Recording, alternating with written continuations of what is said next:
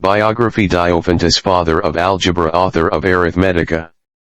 Diophantus of Alexandria born circa 200 AD, circa 214, died circa 284 AD, circa 298 was a Greek mathematician, who was the author of a series of books entitled Arithmetica, many of which dealt with problem solving.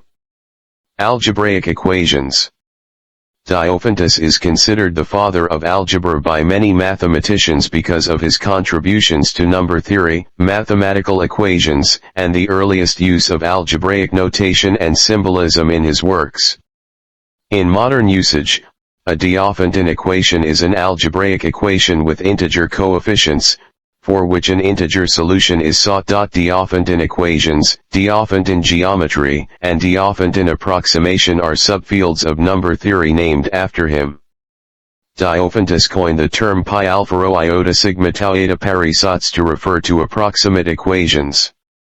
This term is translated as adequalitas in Latin, and is the adequacy technique developed by Pierre de Fermat to find the maximum value of functions and tangents to curves.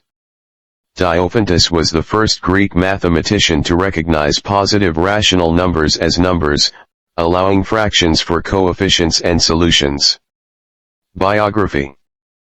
Diophantus was born into a Greek family and is known to have lived in Alexandria, Egypt, during Roman times, between 200 and 214 AD to 284 or 298. Much of our knowledge of the life of Diophantus comes from a 5th century anthology of Greek number games and puzzles that created by Metrodorus. One of the issues sometimes called the epitaph states, "Here lies Diophantus, a visible miracle." Through the art of algebra, the stone tells how old it is. God gave him in his childhood 1/6 of his life, another 1/12 when young while his whiskers grow well, but 1/7 before the wedding begins. Within 5 years, a brilliant new son was born. Alas, the beloved child of the Lord and sage. Having reached half the size of his father's life, a cold fate snatched him away. After entertaining his fate with the science of numbers for 4 years, he ended his life. In popular culture, this puzzle is puzzle number 142 in Professor Layton and Pandora's Box as one of the most difficult solving puzzles in the game, which must be unlocked by solving another puzzle first. Arithmetic. Arithmetica is the main work of Diophantus and the most prominent work on algebra in Greek mathematics. This is a collection of problems that provide numerical solutions to determinate and indeterminate equations. Of the original 13 books that comprised the Arithmetica, only 6 survive, although there are some who believe that the 4 Arabic books discovered in 1968 were also the work of Diophantus. Several Diophantan problems of the Arithmetica have been found in Arabic sources. It is worth mentioning here that Diophantus never used common methods in his solutions. Hermann Hankel, the famous German mathematician, made the following statement about Diophantus. Our author Diophantus cannot see the slightest trace of a general and comprehensive method.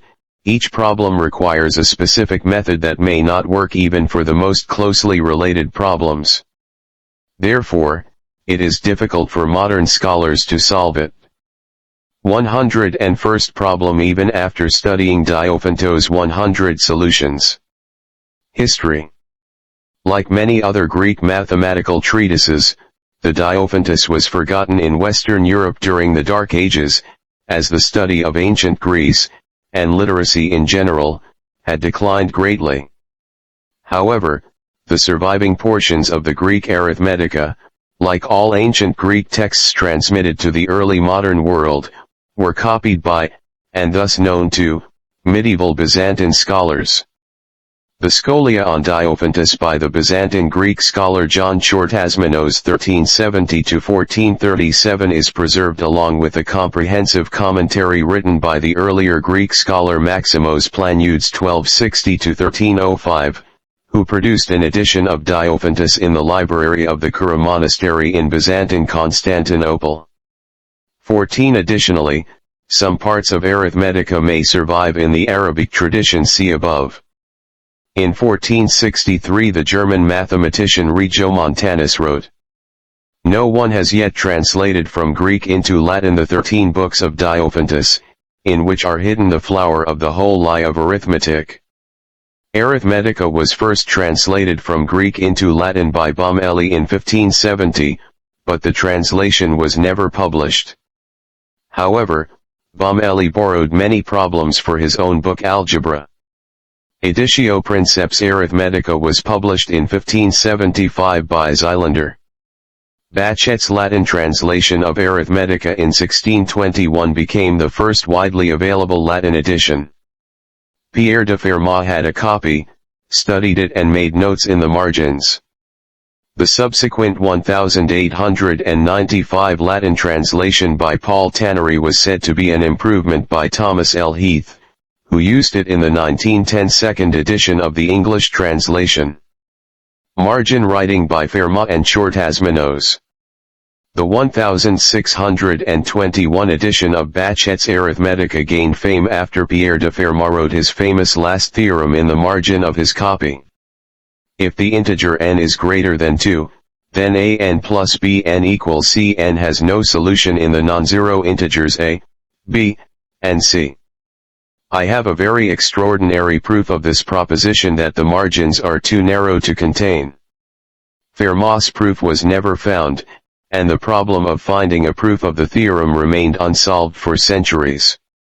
A proof was finally discovered in 1994 by Andrew Wiles after working on it for 7 years. It is believed that Fermat did not actually have the evidence he claimed. Although the original copy Fermat wrote has been lost today, Fermat's son edited a subsequent edition of the Diophantus, published in 1670. Although the text was inferior to the 1621 edition, Fermat's annotations including the last theorem were printed in this version. Fermat was not the first mathematician to be moved to write his own marginal notes to Diophantus. Byzantine scholar John Shortazmanos 1370–1437 had written, "Your soul, Diophantus, is with Satan because of the difficulty of your other theorems and especially this theorem alongside the same problem." Other works. Diophantus wrote several other books besides Arithmetica, but few survive. Porism. Diophantus himself refers to a work consisting of a collection of lemmas called the Porisms or Porismata, but this book was lost entirely. Although the Porisms are lost, we know the 3 lemmas contained there, because Diophantus refers to them in Arithmetica. One lemma states that the difference of the cubes of 2 rational numbers is equal to the sum of the cubes of the other 2 rational numbers, i.e. if there are a and b, with a b, there are c and d, all of which are positive and rational, as shown. A 3b3 equals c3 plus d3. Polygonal numbers and geometric elements. Diophantus is also known to have written about polygonal numbers, a topic of great interest to Pythagoras and Pythagoreans. Fragments of books discussing polygonal numbers still exist. A book entitled Introduction to the Geometric Elements is traditionally attributed to the hero of Alexandria. This was recently studied by Wilbur Knorr, who stated that the attribution to hero was incorrect, and that the true author was Diophantus. Influence.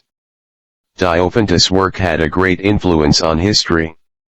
Editions of Arithmetica exerted a major influence on the development of algebra in Europe in the late 16th century and throughout the 17th and 18th centuries. Diophantus and his works also influenced Arab mathematics and were very famous among Arab mathematicians.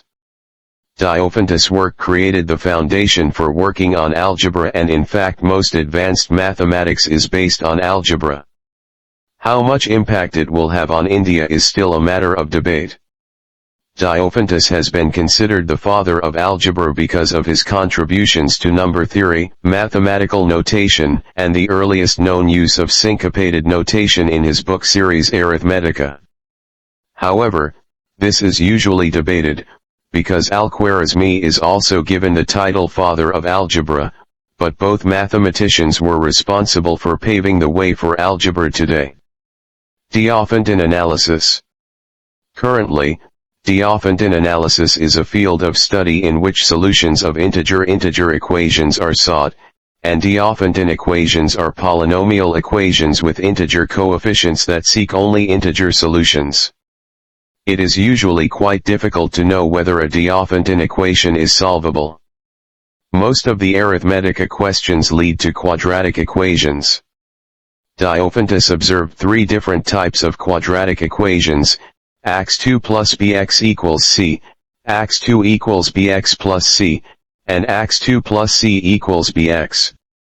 The reason why there are three cases in Diophantus, while currently we only have one case, is because he had no idea of zero and he avoided negative coefficients by considering the numbers a, b, c, which are all positive in each case. The three cases above. Diophantus was always satisfied with rational solutions and did not require whole numbers, which means he accepted fractions as the solution to his problems. Diophantus considered negative or irrational square root solutions useless, meaningless, and even nonsensical. To give one specific example, he called the equation 4 equals 4x plus 20 nonsense because it would produce a negative value for x. There was only one solution he was looking for in a quadratic equation. There is no evidence to suggest that Diophantus realized that there could be two solutions to a quadratic equation. He also considered simultaneous quadratic equations. Mathematical notation. Diophantus made important advances in mathematical notation, becoming the first person known to use algebraic notation and symbolism. Before him, everyone wrote the equation completely. Diophantus introduced algebraic symbolism that used summary notation for frequently occurring operations, and abbreviations for unknowns and unknown powers. Mathematical historian Kurt Vogel states, "The symbolism that Diophantus introduced for the first time, and no doubt invented himself, provides a short and easy to understand way of expressing an equation. Since abbreviations are also used for the word equal to, Diophantus took a fundamental step from the word equal to algebra towards symbolic algebra." Although Diophantus made important advances in symbolism, he still lacked the notation necessary to express more general methods. This causes his work to be more concerned with specific problems rather than general situations. Some limitations of Diophantus's notation are that it only has a notation for one unknown and, when the problem involves more than one unknown, Diophantus is reduced to expressing the first unknown, the second unknown, and so on in words. He also did not have a symbol for the common number n, where we will write 12 plus 6p, n 2 3. Diophantus had to use constructions such as, a six-fold number increases by 12, which is divided by the difference of the squares of the number exceeding 3.